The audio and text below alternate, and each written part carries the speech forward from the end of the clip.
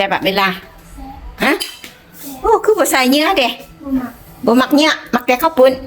ไม่ตื่นเฮ็ดข้าวปุ้นพักระวังเหียนพักจากมือ2 เดือนโอ้พัก2 เดือนพอดีแล้วมาเบิ่งไม่เท่าซอยไปตูเด้อบ่ได้ไปใส่แล้วมาเบิ่งไม่เท่าซอยไปตูเด้เบลล่าเนาะใหญ่เป็นสาวแล้วปีนี้จักปีละอายุ11มึงดูคน11 ปีนี่ผู้บักใหญ่ๆลูกไอวีเนาะลูกสายกกไอ้ล้าน้อยละอยู่บ้านบ่บอกไอ้ล้าน้อยมากินเด้ลอง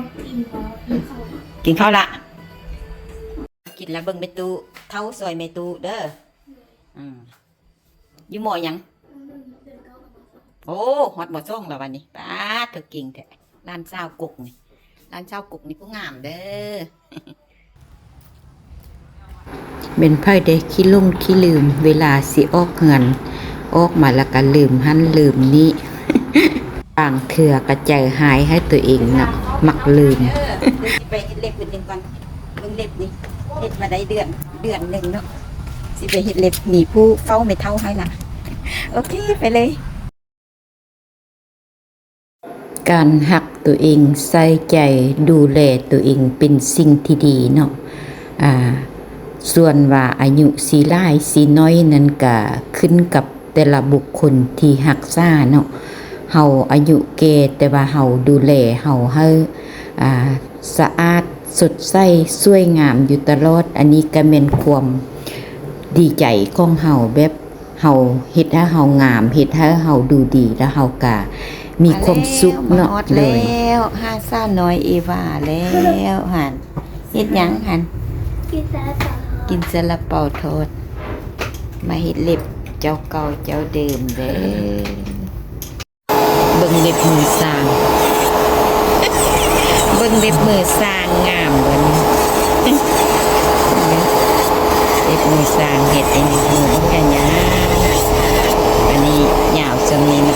แก้วมาเอาออกเฮ็ดซี่แบบสร้างนะซี่คือกันกับสร้างเห็ดแต่ว่าเล็บมือสร้างป้าเธอเบิ่งนี่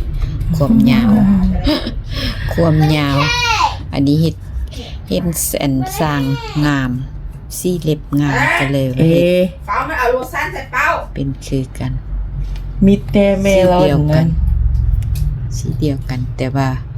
เล็บมือสร้างเบิ่งดูยาวกับซ่องทบเล็บสร้าง3 ตัวเล็บในแก้วไปเลยจังจำเล็บสร้างต้องมีอ็อกเซสซอรี่เก่งงามเนาะเห็นเล็บสร้างงามอันนี้ก็ตามน้ำสร้างจ้ะแต่ว่าเล็บเอาฮักบ่ยาวคือเพิ่นสะอ่างบักงามยาวอีกตึมก็เลยว่าเห็นเล็บสร้างงามเฮ็ดน้ำสร้างเนาะสร้างเป็นแบบให้แต่ว่าในแก้วเล็บบ่เอายาวปานนั้นอันนี้ยาวแท้ยาวว่าแบบนี้3 ตัวไม่แก้ว